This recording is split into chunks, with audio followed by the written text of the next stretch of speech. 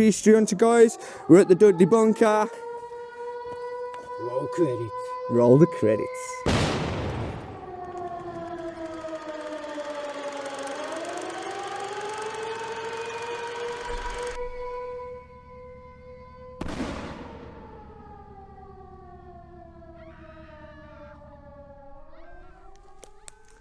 Today on the Black Country History Hunter, me and cameraman Bert, we're going looking for the 1945 or 1940s air raid shelter. Now this is at the back of the mill works in Dudley. These places first came into being because of the attack that Nazi Germany did or helped in the Spanish Civil War. They used what they called the Blitzkrieg tactic, which involved lots of aeroplanes bombing lots of places. This put a lot of fear into the British people because we believed we were next. Even though the Prime Minister at the time was trying to appease the German nationalists, they were not appeasing them, and Hitler had every intention of attacking everything around him until he got what he wanted. So the people of this country started building bunkers. Work factories started building bunkers for their staff. People like you and me started building bunkers in their gardens. But yeah, hopefully we'll find the bunker today. There's a really nice hole that I want Bert to look at. Hopefully it's going to be right up his street. We don't feel fit in it yet. Sorry, Bert. Yeah, so I got the Bertie boy with me today. We're going over to the bunker. We're in the wren's nest now. We're just walking through. So just picture yourself, man. Bombs going above us, planes flying in, folks. This is a real bunker. It was really used during real air raids in the Black Country, right here in Dudley. Hidden away. It's hard to get to, but we're going to do it. Come with me. Let's go and find the bunker. Come on, Bertie boy. Let's find your hole. Oh, a jolly shoemaker, John Ops, a jolly shoemaker was he. He's married Jane Carter, no damsel looks smarter, but he's caught a tartar, yes, he's caught a tartar, John Ops did he. He's tied her up. Right, guys, I've just letting Bert have a look and get his reaction, because this is the first time he's been down here. This is a door that would run out, but we'll speak about that in a minute. What do you reckon to that, Bert? How'd you get in there? That's an hole and a half, innit? Have a look at the top. Go on. We're gonna have a look at the top. Can you see that hole, bro? Picture the scene, guys. 1941, 1942, 1943. Who knows? Let's not forget these bunkers were started to be put in 1935 when the Spanish Civil War started, and Britain thought they might be the next victim of the Nazi Blitzkrieg. This factory, very old factory. It started its time with the Earl of Dudley in the 1800s, went right through to the 1950s, 60s. It's still here today, but I believe it's empty now. During the war, it made parts for aeroplanes, I think, and some other things. It had a sawmill in the middle. This itself was an engine and boiler making yard. But this was a target because this was industrial. Now, in the beginning of the war, Hitler was mostly hitting airfields, ready for Operation Sealion, which is when he would attack Britain. Now, if he'd have landed in Britain, guys, I'm very patriotic, but let's not beat around the bush. He would have gone through Britain like a dose of salts. He would have been in Scotland by tea time. The siren goes. You jump up. You're told not to run. There are articles saying walk. You walk, everybody else walks. Don't show fear. Don't show that you're worried. As soon as one person panics, you start running, you're in trouble. You reach the bunker. There might not have been an air raid man here. During the last part of the war, I'll put an article up now, there was a lot of problems with vandalism. Now really, very unpatriotic behaviour. There were gas sheets because of gas masks and stuff being issued then. When they issued the gas masks, you'll see this little bit of footage here. Meanwhile, the new order of things had been accepted by Britain's teeming million. Notices appeared urging men, women and children to attend at certain addresses to have gas masks fitted. You and I, who responded to this request, found ARP volunteers administering to our needs with an efficiency as obliging as the barbers and gentler than the dentists. Over the head. Thank you. Now that's your fitting, a medium type of respirator. Would you mind taking it off from the back, over the head? They were actually sent to special places to get them fitted. And even by 1940, babies were being fitted for gas masks. Not fitted, they'd give them one that they'd have a little thing put round. Very sad. These gas masks would have been carried everywhere with you, and you'd have had a little box with you at all times. So yeah, in the end, they ended up putting air raid wardens actually on shift in these places, in towns and stuff, because people were vandalising them, man. They must have been pro-German. They were ripping down gas sheets, they were destroying and burning blankets and things that were there for the people, man. I mean, where's your respect? In the end, they put through some really fast laws and they made it the same as looting. So if you got caught messing around in one of these, looting, the same as looting. So that is martial law. There are special laws during wartime that prevent such activities. So they brought that law in, and I'm sure it stopped, because the last thing you want to be doing is being done for treason. Right guys, let's go. That's quite secure. Got to turn around here.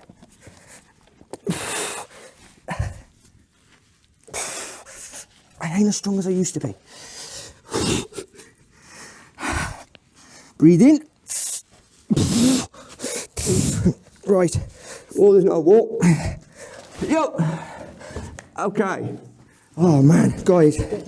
Right. I can't see anything now. But in my bag, I've got a new piece of kit. This should light us up. And God said, let there be light. Yay. There we go. So this is the new torch. It's about a tenner off. It's amazing what you can get for a tenner, eh? Look at that, guys. Look at that. Woo!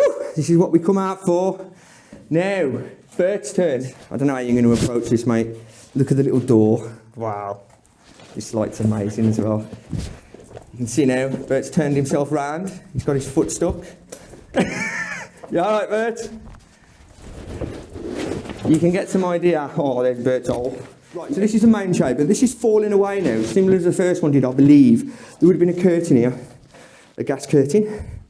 If we carry on through, guys, this is the second chamber, or third, before the first one got destroyed, I believe. Deeper, longer. Can you just explain for the viewers how you feel, Burt, coming in? Cold? Cold? Cold, isn't it? Cold? Look at the crack there, Burt. It's unconcerting, isn't it? Jesus. Right, guys, here we are in the heart of the chambers, the heart of the bunker. So this bunker is the back of Castle Mill Works. So when the air raid went off, they'd all come in here, guys. There would have been hundreds in here. I think it goes back further, but we're missing a few because there's been a collapse. All around us is dangerous, but we're here because we've got to talk about it.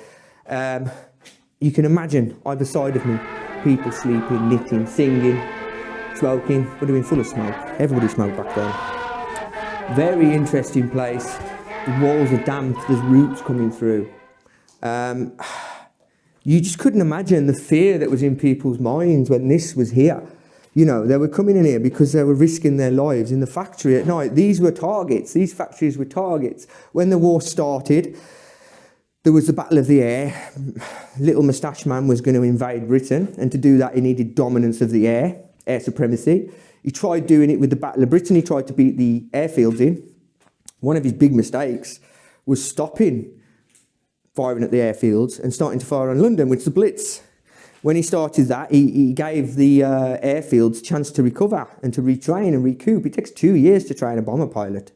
You know, the war was only on for 5.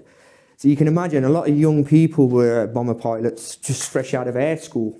And we've got to take our hat off to them. And the people that hid in this bunker, not hid, that's the wrong word, that's a coward's word. People that came in here to try and survive whilst building things for the empire, whilst out there in that factory, guys, doing all work all night. These people were on quotas, they were bursting quotas to death. This one wasn't about money, this was about survival of the British way. They were working their fingers to the bone in order to make this country great again. And they did do it, you know. When the air siren went, they'd come out here, not because they were cowards, because they needed to survive so they could carry on making more components. Now, I think the Earl of Dudley owned that factory, and he converted it to war work, obviously during the war, because they were all patriots. Most of the big wigs were, you know, maybe they were profiteering. I don't know, I ain't that big on that. As far as I'm concerned, the men and women that worked in that factory were heroes. They came in here for a few hours a night when the siren was on, for good reason. Bombs were being dropped all around. That was a target because they were making war weapons. They were making aeroplane parts, you know. If they'd have been hit, it would have slowed down the war machine. I think one of the ways the British did it was they spread the work all over. The more obsolete the factory, the better, because it's less of a target. But the problem is with that, there are certain areas where this was a specialist works before the war. This was an engine and boiler works. So there's machinery there already in place that can make certain parts that probably couldn't be made anywhere else. So it was an important factory. The men that worked there were skilled men and women. And during the war, maybe even more women, because we know for men to go off to war, women took on their places. Often when they came back, they complained that they couldn't get the job because the women had took it. But yeah, they got just as much as right as men to work. But that was an issue. I've heard stories, I'll show you a video here, a picture of story of people getting married with gas masks on and full hazmat suits on. The latest in uniforms for wedding ceremonies are, of course, decontamination suits. It had to happen, I suppose. Crossed shovels form an arch for this ingenious pair of lovebirds undertaking the first hazard of matrimony. You may think air raid precautions rather a grim subject for lightheartedness, but it's a British characteristic to laugh at trouble. Mr. and Mrs. Clements of Gillingham start married life with a good blowing up and go off to their honeymoon in a gas school omnibus. Very weird, crossing spades. You know, they were laughing at Hitler, saying, you know, we don't care, give us your worst, we're ready for it. The baby, they're quite scary. I've seen one recently at my mate Jake's museum. A baby respirator, guys. Very sad, very scary. Little kind of black respirator. See an image here of some babies being put through the respirator. The outfit is demonstrated on a sturdy young spirit of Holborn, who allows herself to be packed into the hood without protest. She looks through the non-inflammable window with a certain amount of amusement, while her mother pumps in the air with the fitted bellows. Then, however, Maureen realizes it's time for tea. But tears are soon past, and the parade of juvenile gas helmets finds all the occupants happy and sleepy. Very scary times. But yeah, so the gas masks were issued, they were fitted, and then it was carried everywhere with you. This little box became part of life. I've watched a lot of Dad's Army, it's one of my favourite shows, and there's a lot of comedy around him, you know, where Walker's got, he's full of illegal goods, you know, he's like a dodgy black market man, and he's selling spiv wares to customers and stuff. Very funny. And he should have his gas mask in there. And then there's one where Jones, he's got his cat bits in there from Mrs. Prosser, who helps him count the tokens, or the, you know, the meat tokens on a Wednesday. I love that stuff.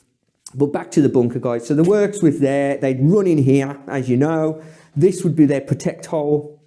There would be gas curtains here.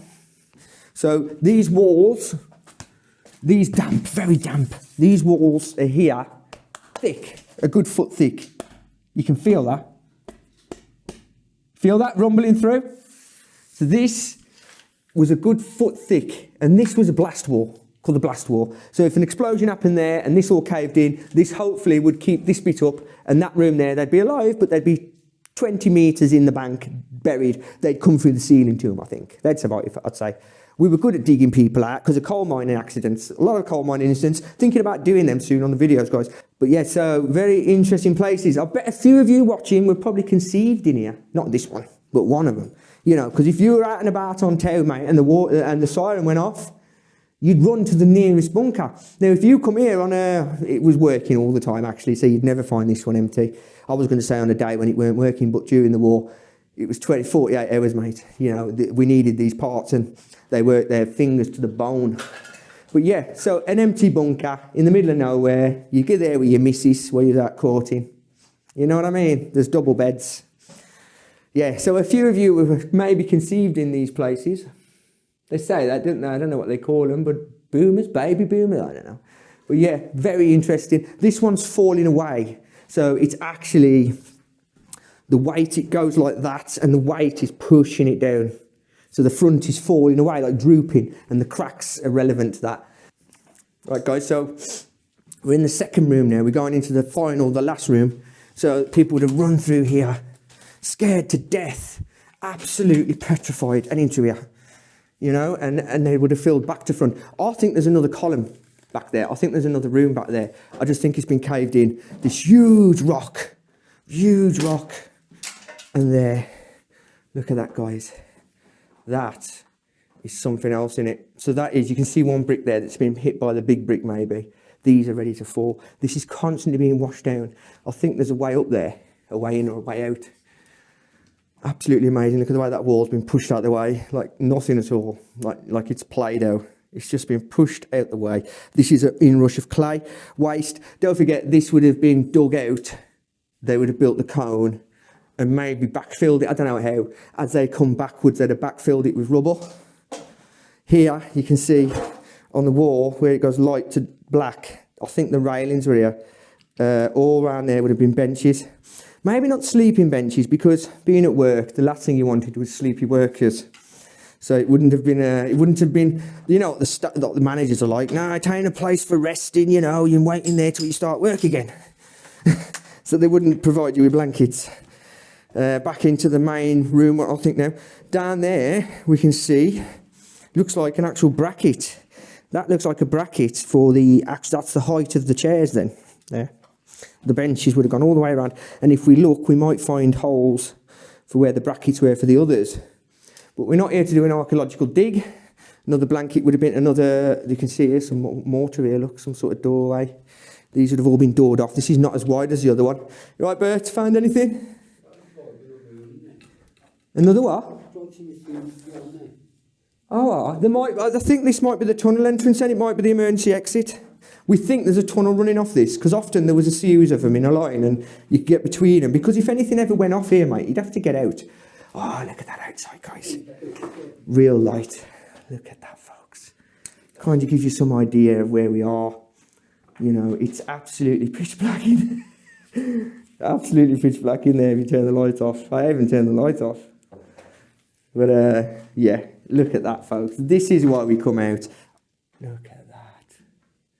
That's the roof. And then down into the next column. And then I'm going to go from roof again. And then I'm still walking pretty full paced. This is a huge building. Huge structure. Factory bomb shelter. Meant to protect people from the Luftwaffe.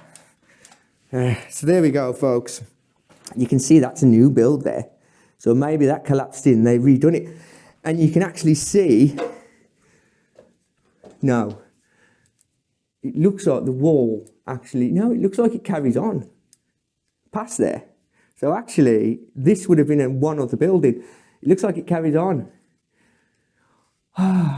Yes, because the mortar stops there and starts there, so another doorway. So this was another section. How deep this actually went, we'll never know. I think it was a drift mine, a limestone drift mine. A lot of activity here before the war, not in here, obviously. Right, Bert? Yeah. Oh, wow. What is that? It's like a piece of steel or iron. Yes, but look, it goes across here, look. It's like another door. It's a beam, isn't it? Another doorway. Yeah, gas. Gas. Bombed in as well, eh? Oh yeah, but I'd say that's a gas curtain. You needed gas-proof doors because if the gas come into that section, it wouldn't get into this section. Bert's adventuring now. It's amazing, ain't it, Bert? Have a good look, man. Take it all in because we're here only once. We won't come back here. Take it all in, enjoy it, mate. I think this carried on. You could, but you ain't getting through there, man. Unless you got Bugs Bunny. You know what? You'll be thinking about this in your bed for a few months. At night, it comes to you at night. These rooms, these places. You're lying in bed having a think, and then suddenly. Oh, that's a big boulder, isn't it? It is. It's dropped down. It fell out there. You're thinking about stuff, and then suddenly you think about this place, and it comes to your mind. Where did they get the bricks from? Who dug it out? Who hid in here? Did it ever get hit? Who knows? During the war, mate, this was definitely a factory built for... we got some graffiti here. I love graffiti. Is it old? Is it... But you can see here, there's some scratch marks. See? Now, the scratch marks here could be... They could be old. If you put the light across the side, you might see M-I-N... You do get World War II graffiti, believe it or not, because you're in here a long time. This is modern, obviously, look, whoever that is. But this one could be old. I'd love to see a date, 1941 or something. It needs really looking into. If somebody took the time to look at this place properly, you might find graffiti. It'd be at level. Here's some. Rack. Here the old rack. It should be scratched into the wall, obviously, not marker pen. Here. That's all scratched in, but it looks modern. Main, Bailey. That's been scratched into the brick. It's hard to scratch into brick. Looks like it's been whitewashed, though, at some point. Old whitewash, to make it a bit more pleasing for them having to spend the night in here. That looks like it's been scraped in. Again, guys, somebody needs to come there. Something. Somebody needs to come in and have a good look for graffiti. Because if you're bored, why not scratch your name in? I bet it's here somewhere. if you're spending a couple of hours bored out your brains thinking in a diet any minute, you know, you'd put Jay was here for the last few minutes of his life. Whatever. So, yeah. I'm going to leave it there, guys. We're going to try and get out now. We'll watch Bert get out first. Come on, Bertie boy. There was no door there, you can tell, but there's a door there. That's what it was for, yeah. Bang on, mate. Oh, somebody told me off the other day for stalagmites and stalactites. Yeah. So, tights come down, stalactite. That's how he told me to remember it. Tights come down, a bit sexist. But yeah, there we have a stalactite. Anyway. Eh? Sexist, just you. Can you see that, guys? Don't want to damage it. Oh shit, I've knocked it off. All right, never mind. One stalactite down. Bert, let's see if we can get out that hole. That's all I want to know. Go. I'm all again, Andy. What about you? Yeah, I'll get out the hole first, and I'll come back for this stuff in a minute. See, he's my director on film. What? I nearly did Bert with that earlier. Tell you real, guys. It's a pound shop toy. Yeah, you got me back. Get in that hole, yo. It's a shame. Bert, we're getting this on camera. That's Bert's hole. See, this is what we do, folks. We adore what we do. We get in and out of tight holes for you. The door is here. So you can see the kids have put loads of bricks here, look. The door is... Oh my God, that's really soft. I'm going to start doing yoga. Why? Because I gave 2 flex. Look how soft that is. It's like rotten. So they put it in like a... Anyway. And that's rotten. My turn. I love ya. What? But I'm filling the hole in now. Yeah. Don't fill the hole in. Yeah, mush. My turn to get out now. Actually, I cost you nothing. Light me up. What have you got out there now, Bert? What have you got out there? Everything? Nothing. Yeah. Me new Valentine. Is this your lighter? Is this your lighter? No, no good. Sorry. Now what? I wonder how long that's been in there. I'm going to keep it there and starve it to death now. It is working. Working, I'll have it. Right. I've smashed my new bag up and all. Just bought that. It's bloody black. That's why I shouldn't wear good clothes when I'm doing this. Right. I can't film myself getting out for obvious reasons because I'd have a camera left in here then. So, see you in a bit. Oh, guys. Don't get too close. This is the money shot. Ah! Work hard, eh? Just to get it right there, mate. I'm telling you. Come on, get out! I don't want to touch anything at the top in case it drops on me. Oh, you don't think about having him in there, don't you? Nah, I don't care what I mean. Push it. Ta-da! Oh. We're out the hole, guys. Thanks. Woo! Thanks for watching, folks. I know you're enjoying the videos and I'm enjoying doing them. It was bloody light when we come out. It's getting dark. I need to get to the gym. Nah, seriously, guys, thanks for watching, man. Been a great video to film. Thanks for coming with Bert, cameraman Bert. Amazing job. Here it is, folks. I wouldn't suggest coming here. I wouldn't mind telling you where it is because some people know. People say, somebody commented today, oh, I never tell people where my things are. People that know anyway. People that are watching the videos are not coming here to vandalise. They're coming here because they're interested. The people that are vandalising already know. You know, they've been coming here for years, mate. It's nothing new. Anybody that's watching our videos, they aren't hooligans. Give them that bit of respect. Castle Mill, back of the factories, guys. But I wouldn't suggest... Then again, it's up to you. If you can fit it and have a crack at it, you can crack on. But it's a beautiful bit of history. And if it weren't hidden away in these trees, it wouldn't be here. I honestly believe that. But yeah, I'm waffling on again.